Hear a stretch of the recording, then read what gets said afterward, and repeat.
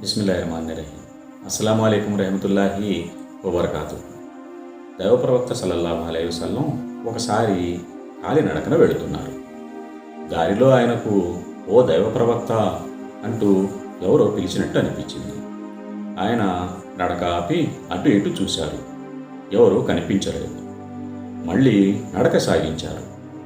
కొద్ది దూరం వెళ్లేలోగా ఓ దైవ ప్రవక్త అంటూ ఇంకోసారి పిలుపు వినిపించింది. ఆయన రోడ్డు పక్కన ఉన్న చెట్టు పొదల్లో చూశారు. అక్కడ ఒక జింక కనిపించింది. ప్రవక్త మహాశయులు ఆ జింక దగ్గరికి వెళ్ళి చూడగా ఆ జింక తాళ్లతో కట్టివేయబడింది.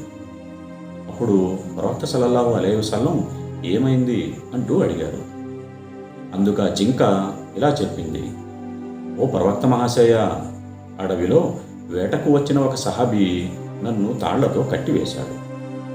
నాకు ఎలాగూ చావు తప్పు. అయితే ఒక్కసారి నన్ను విడిచిపెట్టండి.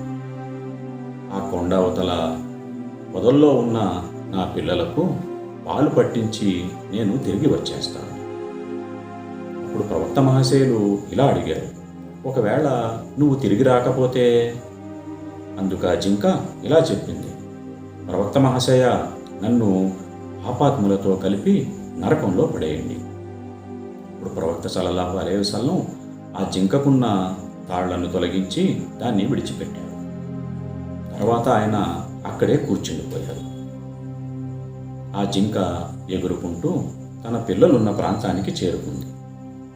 వాటికి కడుపు నిండా పాలు పట్టి తిరిగి ప్రవక్త సల్లల్లాహు అలైహి వసల్లం ఉన్న చోటికి వచ్చింది.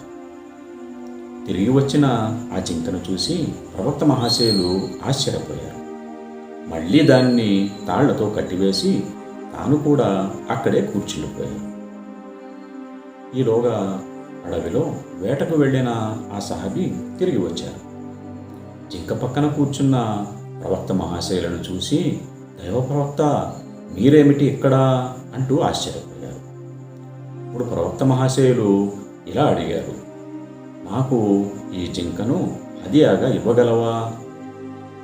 అందుకు ఆ సహాబీ ఇలా అన్నారు, దైవ ప్రవక్త, మీకోసం ప్రాణాలే ఇవ్వడానికి సిద్ధంగా ఉన్నాం అంటూ ఆ జింకను ప్రవక్త సన్నిధిలో హదియాగా సమర్పించుకున్నారు. ఇప్పుడు దైవ ప్రవక్త సల్లల్లాహు అలైహి వసల్లం ఆ జింకకున్న తాళ్లను తొలగించి దాన్ని స్వేచ్ఛగా వదిలివేశారు. ఆ జింక ఎగురుగుంటూ తన పిల్లలున్న ప్రాంతానికి చేరుకుంది.